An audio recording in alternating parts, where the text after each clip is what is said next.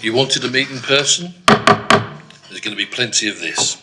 Good evening, everybody. I've been asked to make a health and safety announcement to start with, which is if a fire alarm goes off tonight, it will be a real fire because there is no practice fire alarm planned.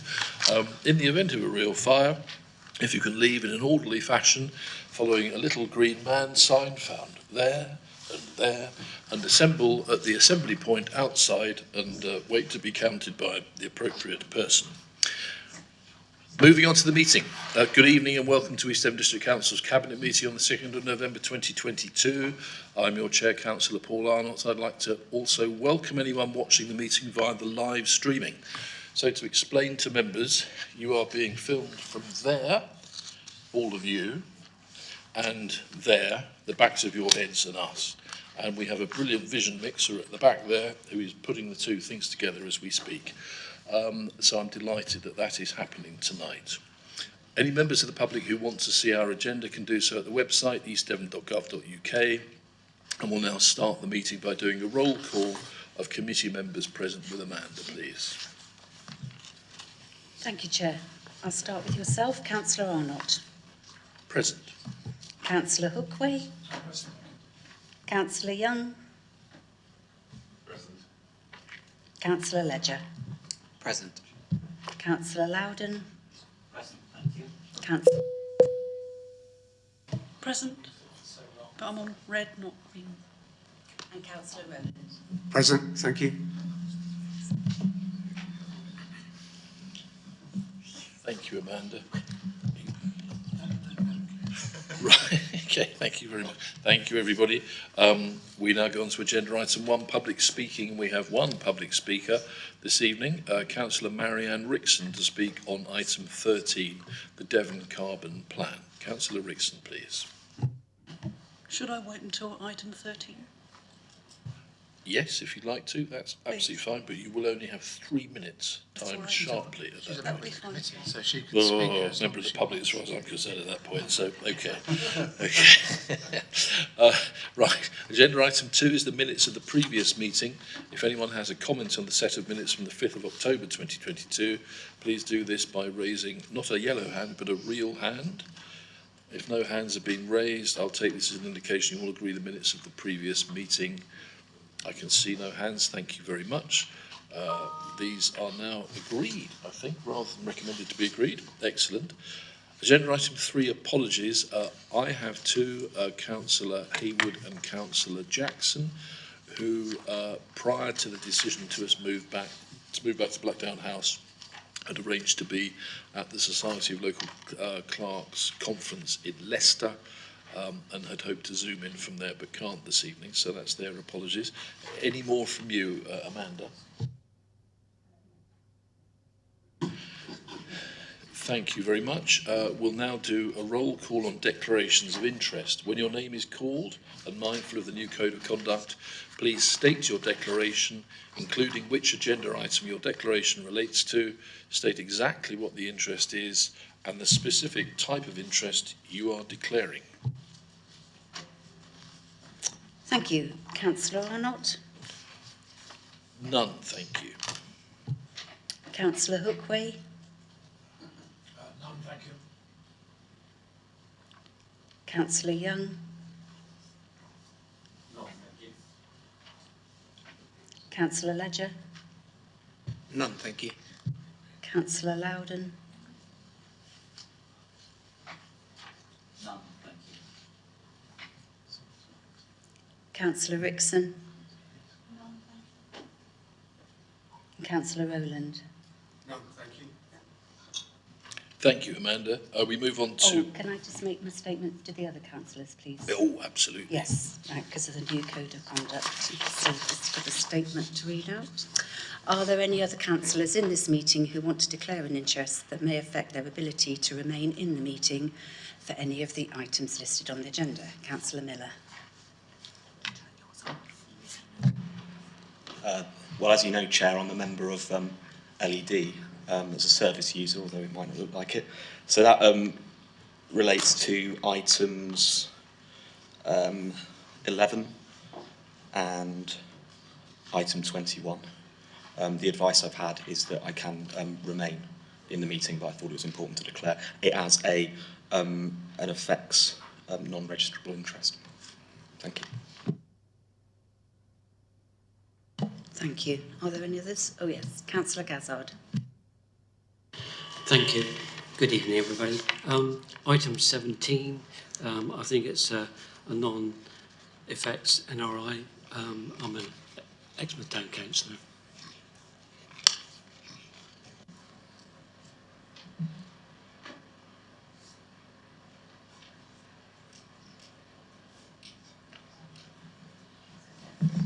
Yeah, and item 11, I'm a member of LED, and therefore item 21, also a member of the forum.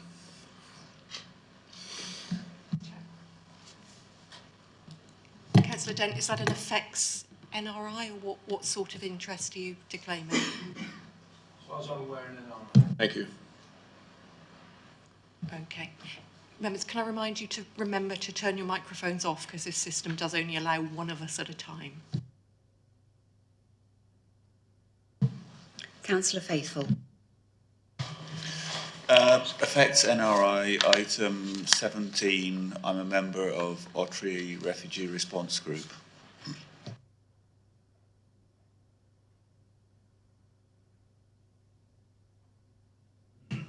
Thank you. Back to you, Chair.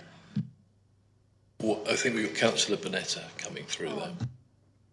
Sorry, Chair, just another effects NRI on agenda item 17 as a Honiton Town Council representative on Citizens Advice East Devon. Thank you very much. Sorry, Thank I didn't you, get that. Amanda. That was a bit faster. Honiton. As a Honiton Town Council representative on Citizens Advice East Devon. Thank you very much.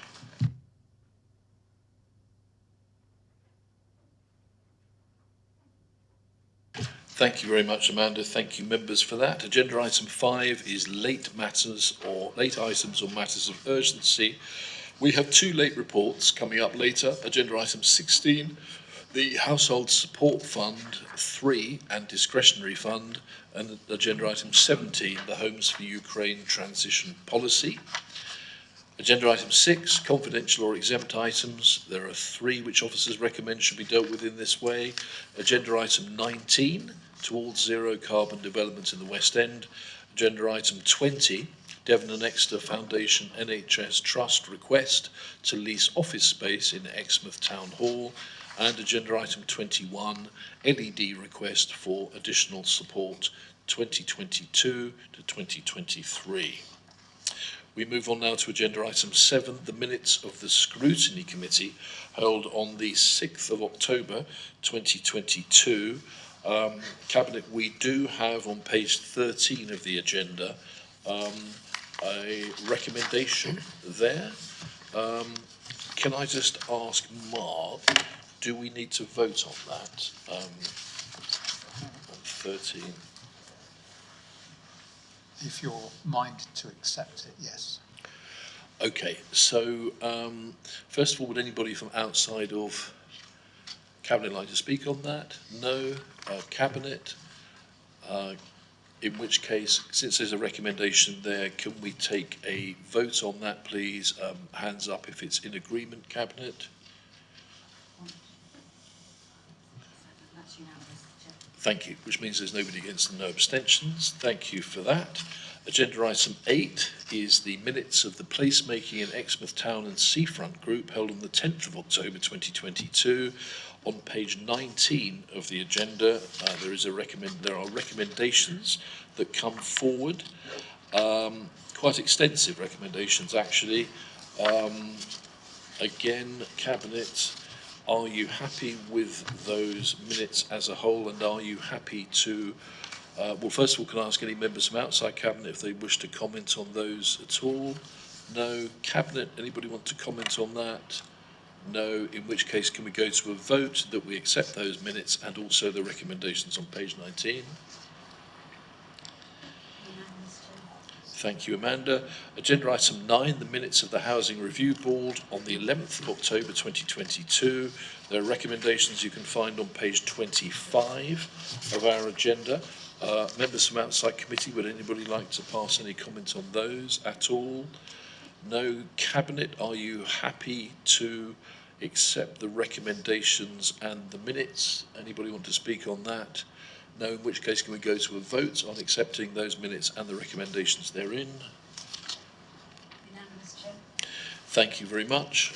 Agenda item 10, the minutes of the Poverty Working Panel of the 17th of October 2022. Do members wish to make any particular recommendations on this item, or can we agree to move this forward without specific recommendations? Anybody from outside Cabinet like to comment? No. Cabinet, no. In which case can we vote to accept those minutes as well, please? Unanimous, Chair. Thank you. Agenda item 11, the minutes of the LED Monitoring Forum held on the 18th of October 2022. On page 38 of the agenda, there are recommendations for us there. One recommendation which makes me realise, before we vote, Amanda and Anita, please, can I declare an effects NRI, because I am a Colleton Parish Councillor and this relates to the Colleton Sports Centre, so it's the area in which I live. Anybody want to speak on that from outside of Cabinet, inside of Cabinet? In which case can we vote to accept the recommendation and the minutes, please? Unanimous, Chair. Thank you very much indeed. Agenda item 12, the minutes of the Recycling and Waste Partnership Board held on the 19th of October 2022. Cabinet recommendations can be found on page 45 of the agenda. Do members wish to make any particular recommendations on this item, or can we agree to move this forward without specific recommendation and to agree the recommendation that's there on page 45? Anybody want to speak on that? No. Can we vote on that then, please? Unanimous, Chair. Thank you very much.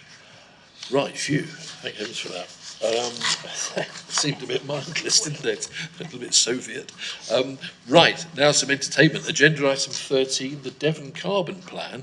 And we have a report, please, from John Golding, our strategic lead for housing, health, and of course. But just before John's report, we have a member of the public. We have Councillor Marianne Rickson to speak. So over to you, please, Marianne. Thank you, Chair. All I wanted to say was that originally the Prime Minister stated he was too busy to attend COP27 in Egypt. Marianne, can I just suggest, could you bring your microphone unit closer to you, just so that we can take just so we can hear you clearer? Originally, the Prime Minister stated he was, quote, too busy to attend COP27 in Egypt. Perhaps due to adverse reactions in the press, he has finally decided to do the right thing and actually attend in person. However, please note that he has already demoted both COP26 President Alok Sharma and Climate Change Minister Graham Stewart from his cabinet.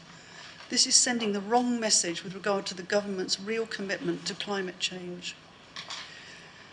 The UN Environment Report, published last week, analysed the gap between the CO2 cuts pledged by countries and the cuts needed to limit any rise in global temperature to 1.5 degrees Celsius, the internationally agreed target.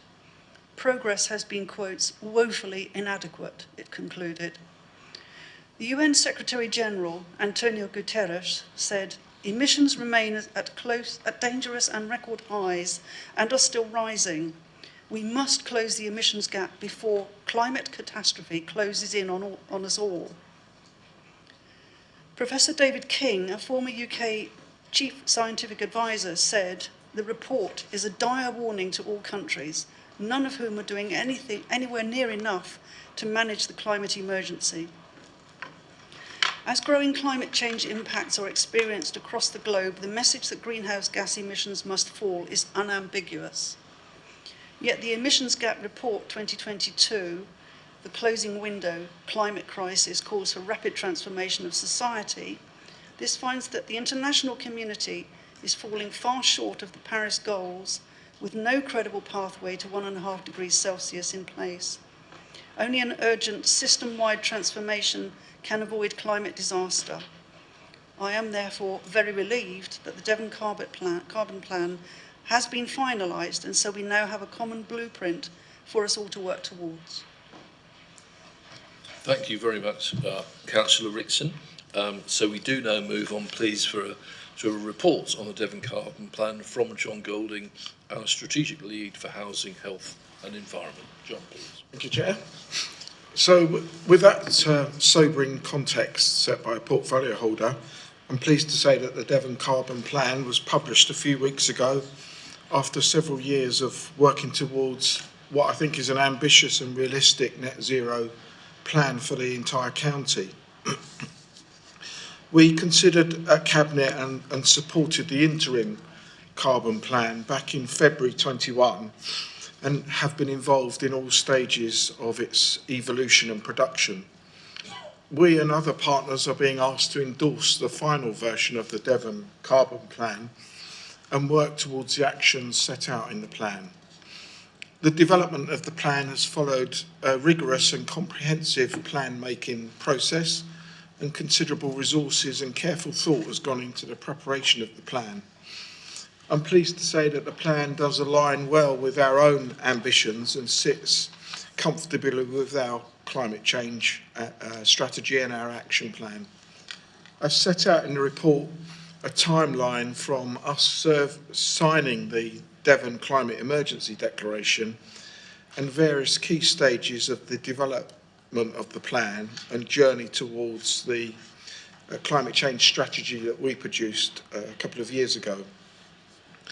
I'm pleased to say that the Devon Carbon Plan has been shaped by a range of partners supporting the climate emergency declarations, from academics with expert input, a youth parliament, a citizens panel and a task force.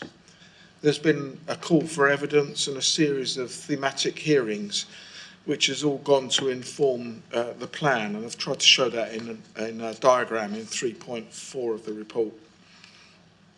The Devon Climate Emergency website also charts the progress of the plan, and I would recommend members that are interested in reading more to look at the website. The full plan is some 186 pages, but helpfully there are quick read versions and a summary document on the website. I've also sent around presentations on the evolution and key content of the plan, and I'm happy to include a link in the minutes or email them separately to all members. The actions in the plan have been shaped to allow all partners to adopt the plan and contribute towards the overarching goal of net zero by 2050 at the latest.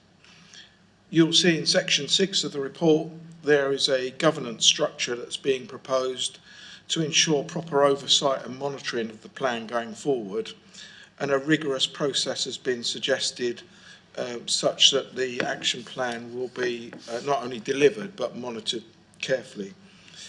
Officers are looking to ensure that this process supports not only the delivery of the plan but is not overly bureaucratic. I'm proud to have made a modest contribution to this plan, which needs to be life-changing for all of us and delivered at pace.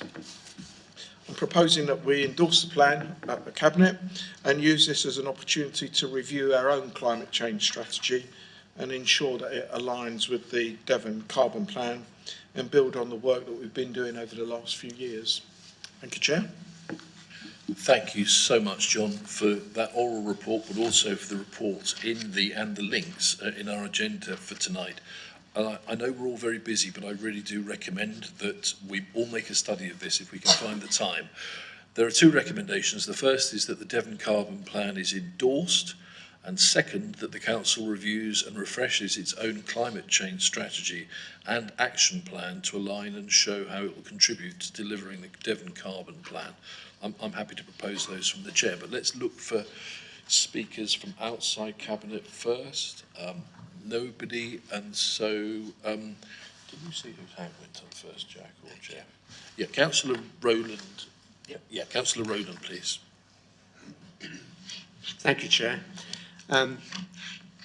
I fully endorse the recommendations that are on the agenda on this subject, and thank you for John for his contribution towards the Devon Carbon Plan.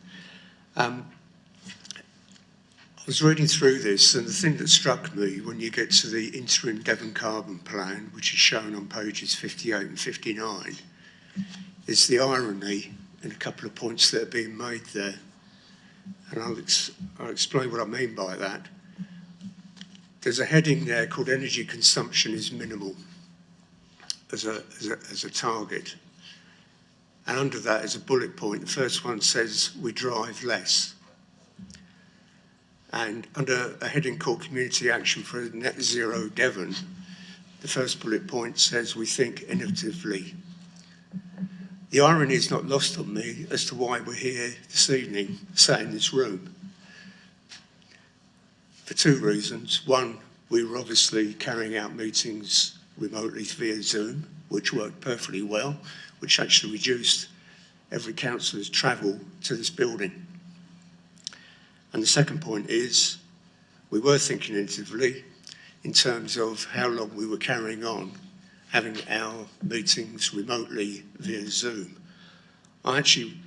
We did receive criticism that we were the only council left in the country that was still carrying out meetings that way. I actually see that as a badge of honour that we should have been portraying even more when I read what's in this Devon Carbon Plan. So, as I said, the irony is not lost on me as to why we're sat in this building this evening.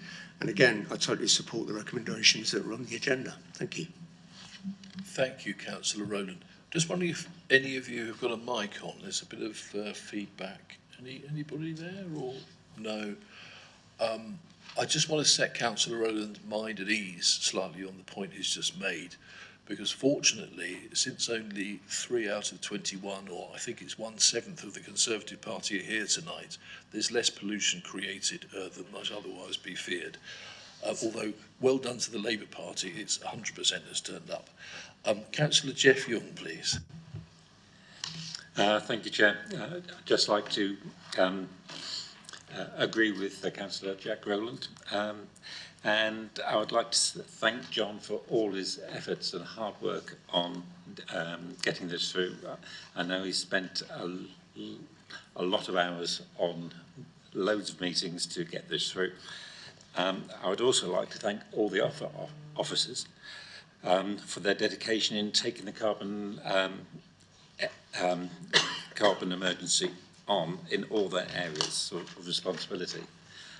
We've got a long way to go, but in the last couple of years we have seen a tremendous shift change in our thought on how to reduce our carbon. Thank you. Thank you, Councillor. I'd also like to echo those thanks to our officers from the highest level up, from Mark all the way down through the officers. Hugely appreciated, thank you. And it feels very good that we're working together on this as a key, one of the 3 real key priorities moving forward. So, anybody else like to speak on that? No, thank you, Marianne. Thank you, John, very much. Let us go to the vote on those recommendations that I've already read out. All those in favour, please. Thank you, lovely. So if we can move on now to agenda item 14, the Rural England Prosperity Fund. We have a report now from Robert Murray, our Economic Development Manager. Over to you, please, Rob. Thank you, Chair. The context of this report, we've previously set out to Cabinet our investment plan submission to deliver our UK Shared Prosperity Fund allocation of circa 1.8 million through a series of projects over the next 3-year period.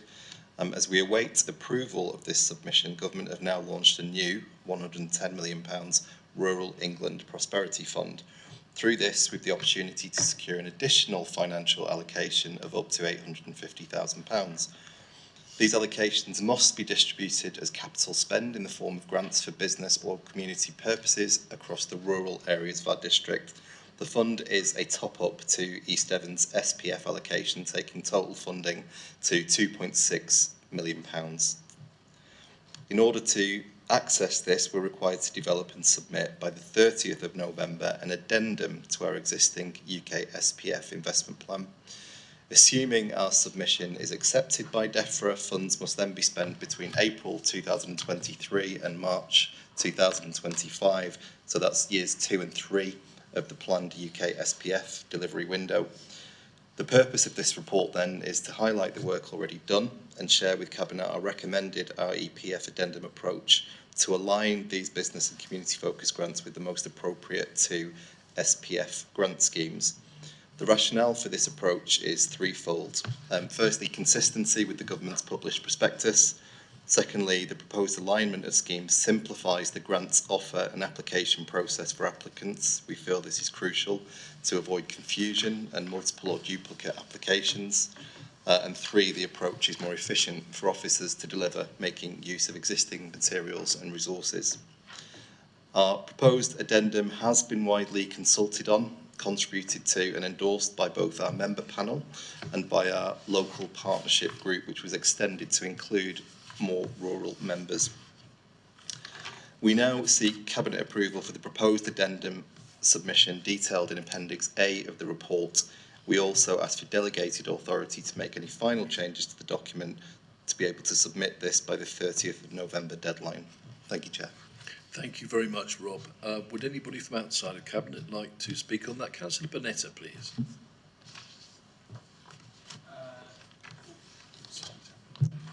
Thank you very much, Chair. I'm glad to see this come forward, actually. I do think this is a really exciting opportunity.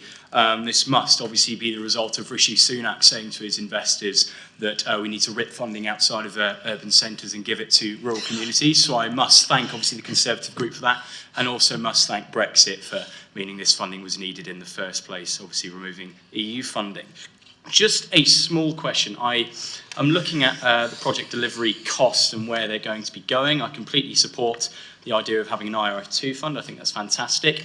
In terms of the rural culture and leisure pathway funding towards this, I'm really interested in looking at that. I was just wondering whether any forward planning or thinking had been done as to what projects may be fed that funding, whether that would go to projects outside of the council, whether it would go to projects within the council, for example, linking in with the Yondiroke Wood project or Wild Honiton, etc.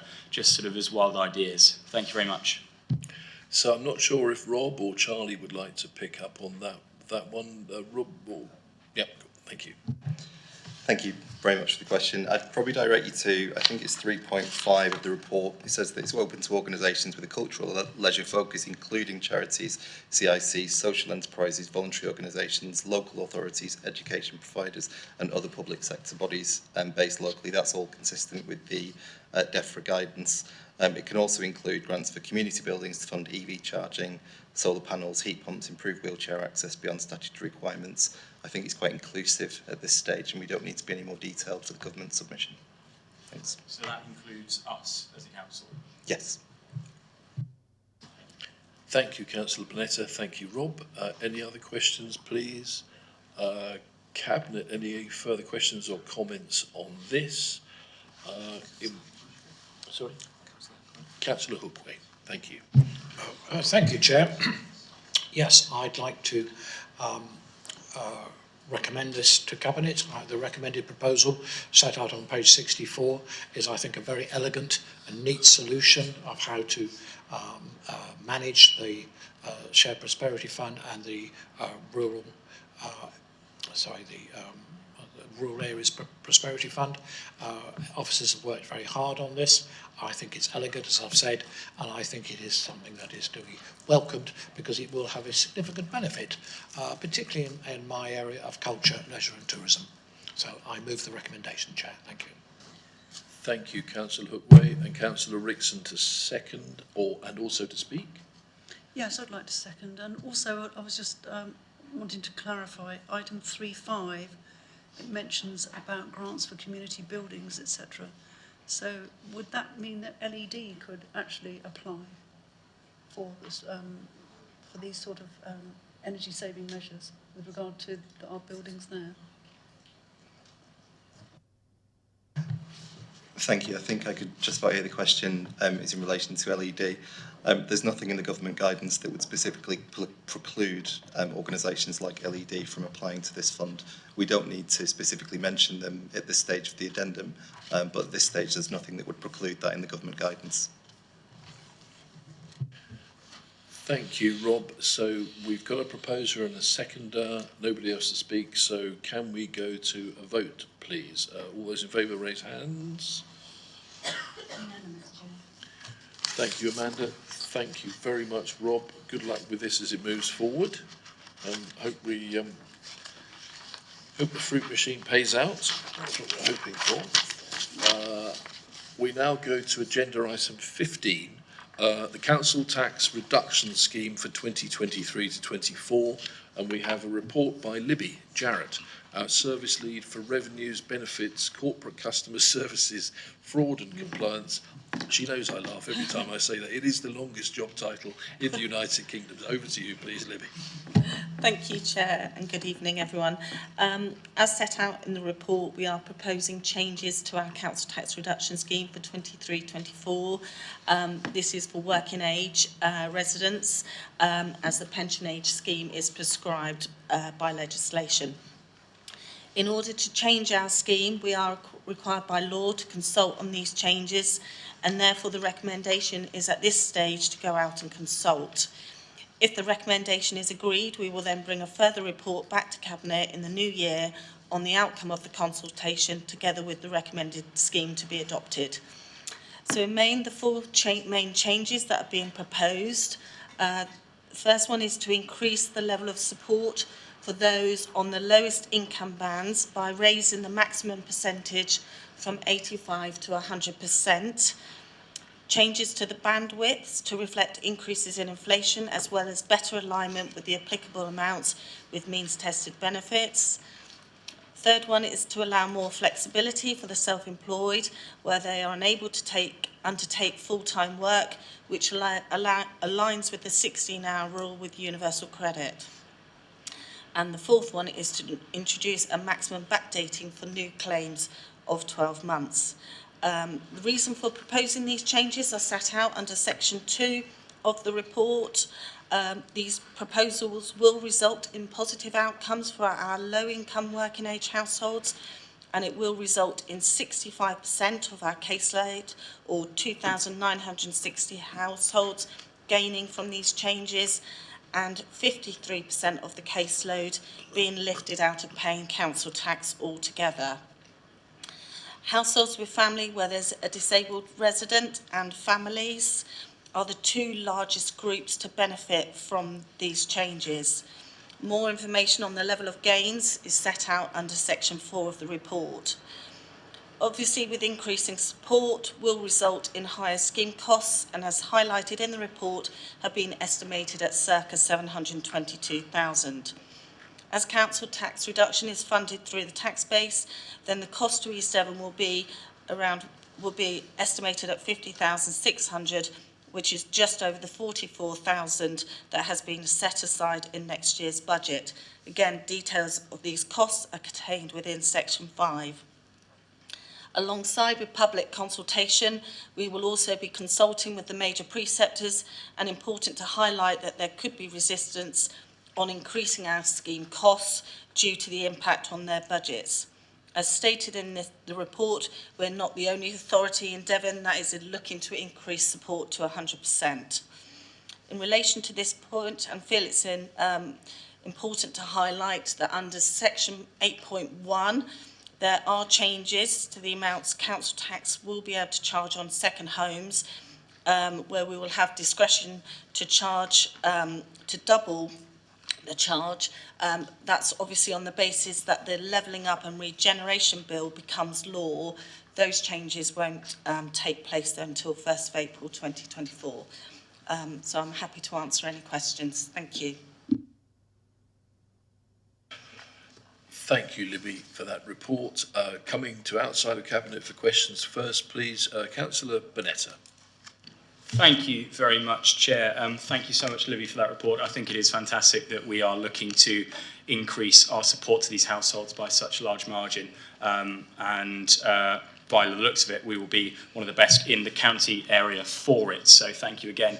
I just wanted to sort of question the non-changes to groups 2, 3 and 4. I recognise there have been changes made to the couples allowance in general. However, I noticed on the table at 4.2 the wider percentages remain the same as to next year. I was just wondering what means testing had been done to see whether that was the correct move, obviously with the cost of living crisis changes. I also note the increase in costs would equate to £50,600.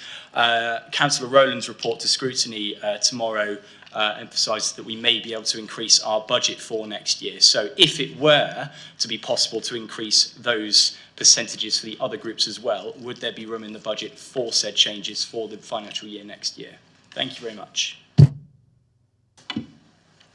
So, thank you for those questions. In terms of the modelling that we undertook, we are proposing changes to the bandwidths that apply across all the groups. And in section 4 of the report, sorry, just bear with me a second, under the table 4.7, you can see the movement in bands that will benefit from some of those changes in the bandwidths, as well as obviously increasing the percentage. So that's not just with couples, that's across all the bandwidths, but in the main we were recognising that our couples rate wasn't properly aligned with the applicable amounts used in means-tested benefits.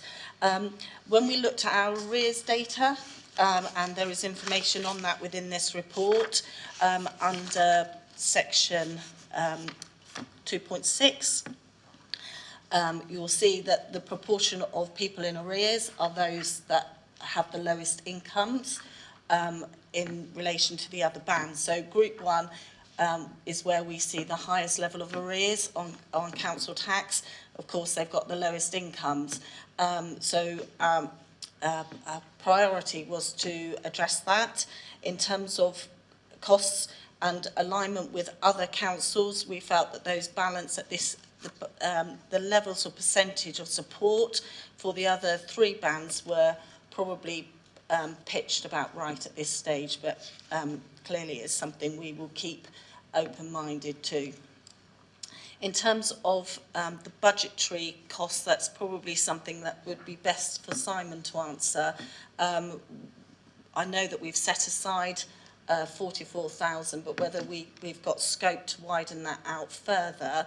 Obviously, going out to consultation, this is the scheme that we're proposing to go out and consult. So to make changes now, I'm not sure we would have sufficient time to consult on those changes in order to bring them in time for this coming financial year. Okay, thank you. Thank you, Councillor Burton. Thank you, Libby. Perhaps Simon might be able to just add a little more there on the finance side. Thank you, Chair. So in terms of the budget, the budget hasn't been approved for next year as yet. The figures that refer to in the report relate to the medium-term financial plan. So when we're setting out future costs, that element was put in assuming that council would increase the scheme going forward. So budget time will be the time to debate how much is put in for the particular scheme. We will obviously take on board the consultation that comes back. I think it's a difficult balancing act that is captured in the report in terms of the cost of the scheme, the various categories that it will help in the banding. So I think it is pitched about right, but we'll listen to the consultation. Also, this will go out to consultation with the main preceptors. So the major preceptor is Devon County. We've already had a conversation before we've officially written to them to forewarn them of the increase, because that will be where the biggest hit will be. So we've got to balance that up as well in terms of what's acceptable county-wise. Thank you, Simon, very much. Councillor Hartnell, please. Thank you, Chair. Just a very brief question regarding residents that may have existing arrears and what can be done to assist them, because I'm assuming this would be something moving forward there will be people that have existing arrears which may be struggling to meet those. So is there anything we do to assist them with that? Thank you. Thank you. Yes, along with we've got a corporate debt policy, and within that, it's very clear about the support we provide people who are struggling. We can refer cases into our financial resilience team, where we can look at wider support and access to help with other household bills. We work closely with Citizens Advice, so it's really a case of working with individuals to understand their affordability and how we look to deal with any outstanding arrears. And this, by obviously lifting that top band out of paying council tax, means that they will no longer have to find that money. Some of that money is often we recover through attachment to benefits, so that will alleviate that pressure going forward. But yes, we do write off a proportion, and I've highlighted that in the report, that unless we actually collect it, it sort of has the same effect. If we don't collect the money, then we don't have the income in order to fund services. So it is about getting that upfront support pitched at the right level. But yeah, there's lots of support that we provide residents who are struggling with their council tax, and then with the current climate, we're already seeing increased in numbers needing advice and support around that. Thank you, Libby. Thank you, Councillor Hartnell, for that question. Councillor Gazzard, please. Thank you, Chair. Thank you, Libby. Excellent report. Well set out as well. Thank you very much for that. Might seem a silly question, and apologies if it is and I've missed it. When you say it's going out for consultation, is it going out to all those who pay council tax, or is it going out to just specific groups? So it will be an online consultation primarily, but we will also be including reference to the consultation to welfare agencies like Citizens Advice, asking for their feedback. We'll also be including documentation with our bills and benefit letters, so we'll be specifically targeting people on benefits, but we're also keen to obviously get feedback from benefit recipients as well, because obviously this will have an impact on those. So the way we will do that is by putting inserts in with the bills during the consultation period to alert them to the consultation, as well as doing press releases and social media alerts. Doing that. Yes, please, Steve. Thank you, Libby, for that. You said it would be an online consultation. I'll come back to my usual thing. Will there be also hard copies available for those that need them to fill in the consultation document, please? Thank you. Yes, there will be.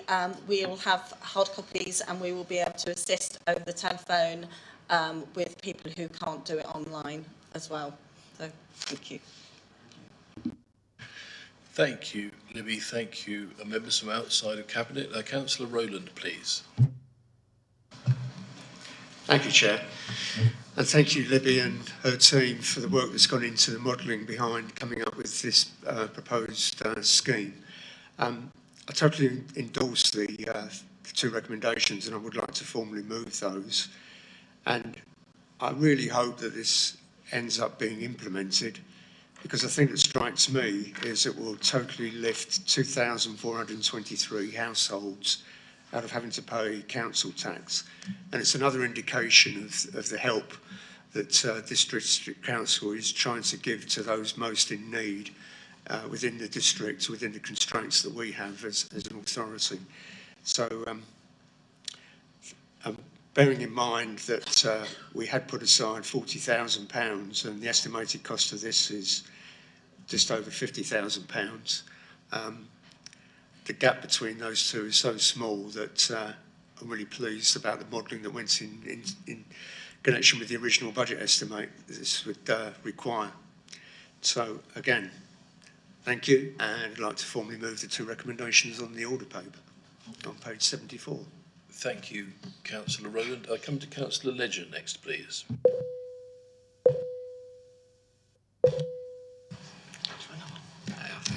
Thanks, Chair. I think it's a question for Simon, but you mentioned Devon County with the state of the finances currently. What if they say no? Through the Chair. We'll report back to you with the overall consultation findings and include the main preceptors' considerations, so they'll be presented to you, but it's this council's decision in the end. Councillor Young, please. Regarding our concerns about second homes and the rates, and I noticed that we have to wait, there's a 12-month notice period that we have to wait. I wonder if we can put any pressure on our MPs and work with other councils to see if we can bring that forward. Thank you, Councillor Young. Councillor Rickson, please.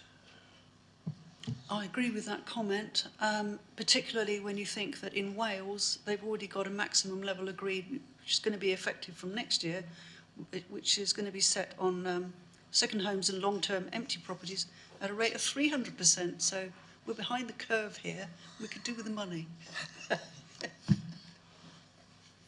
Very good.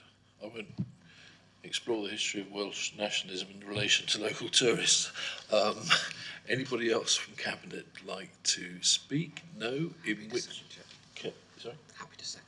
And that's seconded by Councillor Ledger after Councillor Rowland having proposed. The recommendations are that Cabinet agrees to the proposed draft scheme and carry out public consultation on it. And following that public consultation, any changes to our scheme will be presented to Cabinet at its meeting on the 4th of January next year with a view to obtaining a recommendation to Council. All those in favour, hands up, please. Thank you very much, Amanda. And thank you very much for that fantastic report at Libby, which, again, those of us who haven't had time to read it all the way through, I would. It's an absolute education, as ever. If we now go to agenda item 17, please, Homes for Ukraine, Transition Policy, and we have... Item 16, Household Support Fund. I've skipped. It's back to Libby again for the Household Support Fund at item 16, please. Sorry about that. Okay. Are you happy for me to start? Oh, I'm very happy for you to start. I've stood down that Andrew who broke into an incredible sweat on the spot there. So yes, back to you, Libby. Sorry for my mistake. Thank you. So the purpose of bringing this late report was following concerns being raised by members at Council over the pressure on household bills this winter. So there's two parts to this report. The first deals with the Household Support Fund, which is the third round of funding, which covers the period from the 1st of October to the 31st of March. And the second part is to provide an update on the discretionary fund following the motion at Council on the 19th of October.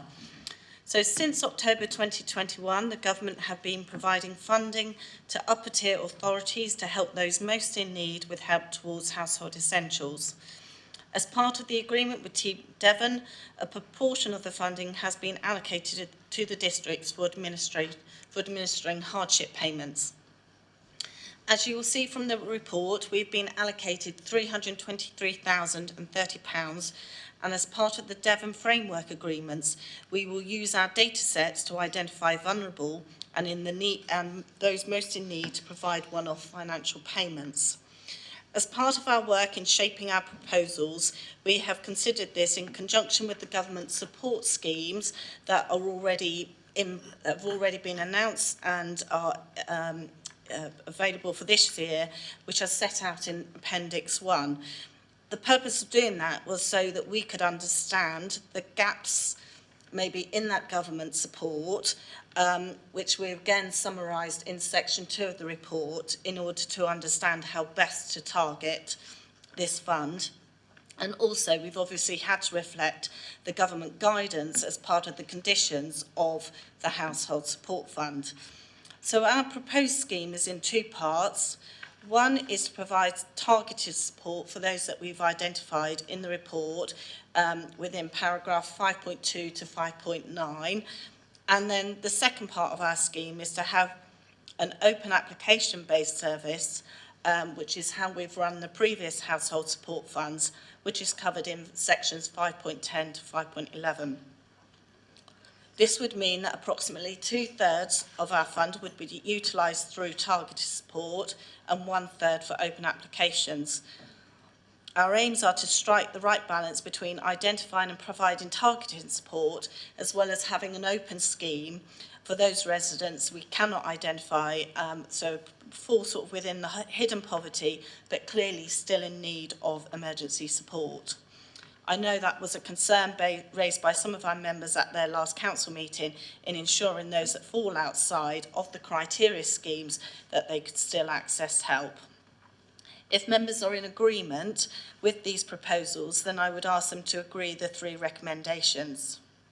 Turning to the second part of this report, I just wanted to provide an update following the motion at Council on the 19th of October. That's covered in section 8 of the report, about creating a discretionary fund, how it could be financed and the resources and systems needed to implement that. As highlighted, we do have 257,000 in our financial hardship fund, and details of how that has come about are set out in that report. And if members agree with the principles to use that fund, we can then provide additional support for households this winter. And we can then take our proposals to the poverty panel for consideration. Our aims would be to align with the Household Support Fund scheme, where we could utilise that to potentially identify other gaps, and also look at more energy efficient measures that would provide payback to help reduce ongoing energy bills, which again is a clear aim of our poverty strategy in building financial resilience. So again, happy to answer any questions. Thank you. Thank you, Libby. Can I just ask a question myself? Page 95. So at 2.4, it's recognised that disabled households are twice as likely to be struggling. And at 3.2, support can be provided for the following: energy and water. And as you alluded to, at the last council meeting, there was mention of the potential higher energy needs of those people with a disability, for example, in powering wheelchairs and so forth. So because of this, they may be able to get some help through this scheme. Yeah. Yes, they will. When we looked at the government support, for those that are registered disabled and are in receipt of those eligible benefits for the cost of living payment, which is all set out under Appendix 1, you'll see that they will receive an additional £650. Disabled households will also receive an extra £150 as part of the cost of living payment. So that takes it to £800. There's obviously also the government energy guarantee schemes and the £400 payment, as well as those that would have received the council tax rebate of £150. So the aims of our household support fund isn't necessarily to specifically target households with a disabled resident, but recognising that where that support doesn't go far enough because of exceptional needs within that household, then they can access support. And as you'll see, we're looking at targeting funding to those that have poor energy efficient properties, those that aren't on mains, gas and electric, that aren't benefiting to the same level as the other government support schemes, as those as a priority area for targeted support. Thanks, Libby, very much for that. Councillor Miller, please. Thank you, Chair. I don't want to put Libby on the spot here, but it just so happens I probably won't get to catch you after the meeting. But I had a constituent contact me the other day. I've read through the report and can't find reference to what.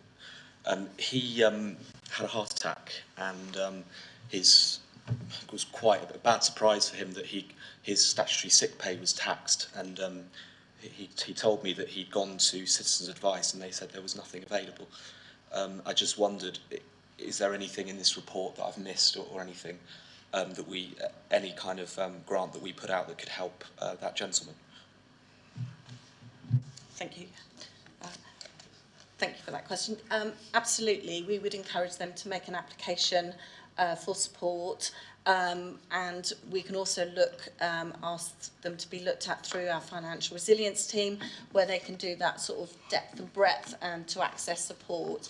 So when we're administering these schemes, we're not just looking at providing support through these, we're looking at the whole range of support that we can access, and there are lots of schemes out there to help individuals. Even the energy companies have their own hardship funds. So in order to make our funds go further, we want to access all of those schemes as well, so that we can provide that much more rounded support. So people like your gentleman that you're describing are the ones that are probably falling through the cracks because they're not on those, they're not going to get that cost of living payment because they're not on those necessarily at the time eligible for those means tested, and they're exactly the people that we see as falling into that hidden poverty group.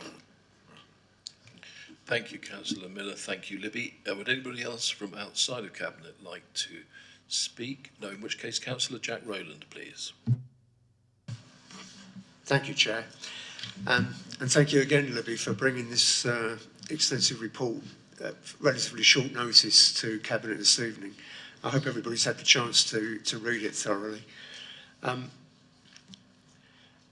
pleased as well that I managed to move that amendment to what was originally on the Council agenda on the 19th of October, and the amended motion that did go through has been reflected in this report, because although I had sympathy with what was being moved originally, I did think it was important that we identified across the whole district those people that might be falling through the gaps that really needed additional help. And this report is helping to identify that and is hitting the spot as far as I'm concerned. So again, I applaud Libby for the work her and her team have actually put into this.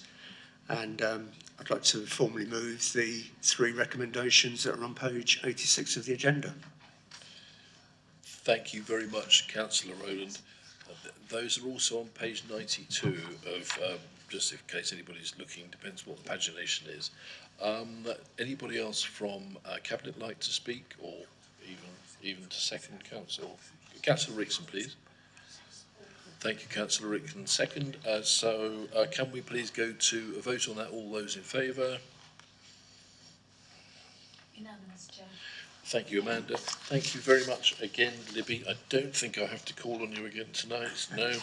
In which case now, with a flourish and a fanfare, we go over to, I'm sorry for warming you up prematurely, to Andrew Hopkins for a late item, which is the Homes for Ukraine transition policy.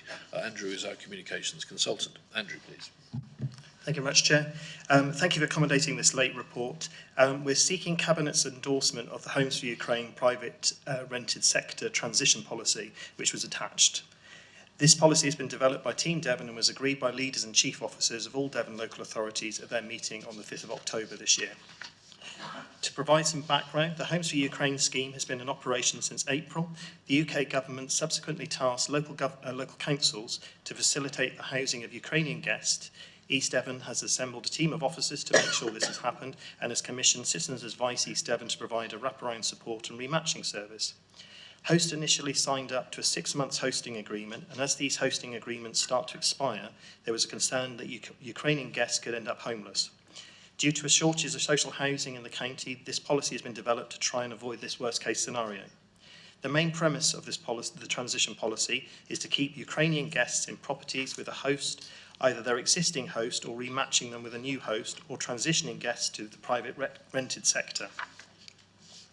The policy provides an additional top-up payment for Homes for Ukraine hosts, which is identified in section 2 of the policy. It also sets out the general principles that will be followed in relation to rematching guests in section 3 with new hosts, what to do when host-guest relationships break down, and in sections 4 onwards, support for a guest transition to the private rented sector.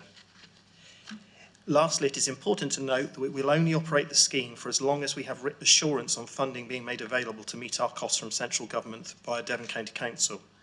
We've undertaken some financial modelling of costs based on the numbers and size of households that we currently have accommodated in East Devon, and believe that we can operate the thank you payment top-up and access to the private rented sector within the budget allocated.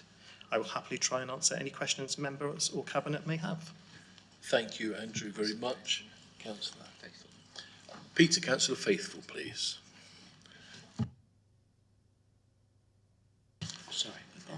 Thank you, Chair. When will this come into place?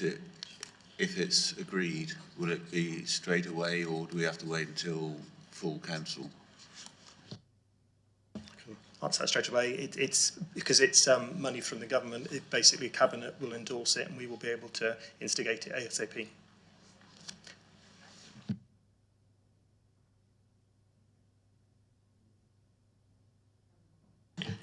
Plus, of course, the call-in period, because it's a Cabinet decision, so 5 days. Good luck anybody calling that one in. So, Councillor Gazzard, please. Thank you, Chair. It's just one question. Obviously, you said, and we know that families are hosting it under the scheme for 6 months. We hear on national television, I think it was only yesterday or the day before, that there could be up to 40,000 Ukrainians coming into this country. Do we have any figures for East Devon where families are thinking of cutting that 6 months period and making those people homeless to a certain degree? So in answer to your question, Councillor Gaza, Citizens Advice East Devon at the moment are contacting all hosts to basically find out if they will extend the stays for guests beyond the initial period of time. We're currently confident that we have a fairly low rate of guests that are actually in emergency accommodation at the moment. So across East Devon, most guests are being accommodated.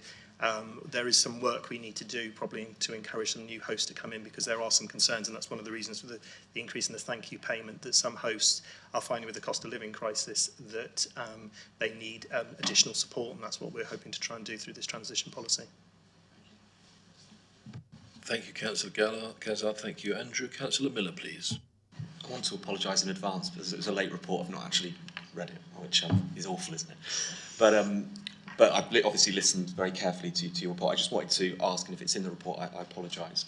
You were just saying, as Councillor Gazzard mentioned, the number of host families that Citizens Advice are contacting. Have they got any data on that yet, or is that something we're yet to see? I'm sorry if it's in the report. It's not, but we will. We're trying to improve the data that we have available, so we will hopefully have much more readily available data to show yourselves from what Citizens Advice are doing, and also what we're doing as a council as well. So that should follow in due course. Thank you, Councillor Miller. Thank you, Andrew. Coming back now within Cabinet, please, Councillor Rowland. Thank you, Chair, and thank you, Andrew, for the report and bringing it at short notice to tonight's meeting. I probably would have phoned you in advance with this question if I'd had the opportunity, so I apologise in advance if it may seem, if I've missed something in the report, but we're saying that the equalities impact is deemed to be low, but I'm just intrigued about what assessment, if any, has been done in connection with the proposed private rental sector transition policy in respect of landlords' incentive grants to encourage properties to be let to Ukrainian guests, and how that impacts on the overall private rented sector within our district, which we already know is at a premium anyway. Well, that seems like an easy one, Andrew. Back to you. There is. I think when the policy was put together, and it's obviously been agreed across the Devon authorities, there is a slight concern about the difference between what's being offered in this scheme and other schemes around. But it was just it was felt to enable something to be in place to adopt what is being proposed at the moment. There is currently, we seem to have most guests going into with hosts. There's not that many people at the moment moving into the private sector, so it's a bit of a work in progress as we go through. But with the modelling we've had at the moment, we think we can to sustain within the finances that are available. That answer. Thank you, Andrew. I suppose my added concern then is I believe the data might be showing already that where hosts are having people in their own homes, that's where there is a greater chance of issues cropping up rather than being in their own self-contained area. So again, that's going to throw an added pressure on, if that continues, on the subject that I'm talking about, where the demand for the private rented sector might come in. So, but thank you for the answer. Thank you. Okay, thank you very much, Andrew. Thank you, Councillor Rowland. Anybody else from within Cabinet like to speak? Would anybody like to propose the recommendations which are on page 97? Thank you, Chair. Councillor Rowland and seconded by Councillor Ledger. Can we take a vote on that, please? All those in favour, hands up. Unanimous, Chair. I have to say, with apologies, I've caught Councillor Loud and Councillor Rowland again, haven't I? I keep doing it. There's just something about the pair of you, I don't know. Anyway, Andrew, thank you so much for that report. Thank you. I just, You're a Liz supporter. yeah, there is something. I don't know what's going on. Right. So, yeah, so agenda item 18. Yep. Okay. In which, right, thank you very much for that. Andrew, thank you very much. A beautiful debut, if I may say so. I'm going to bang my gavel in a minute if there is an order. I think at this point I have to hand over to, if I can hand over to the Vice Chair of this meeting, please. Thanks very much, Chair. So agenda item 18 is the Local Government Access to Information Act 1985, exclusion of press and public. That under section 100A(4) of the Local Government Act 1972, the public, including the press, be excluded from the meeting as exempt information or the description set out on the agenda is likely to be disclosed, and on balance, the public interest is in discussing this item in a private session, Part B.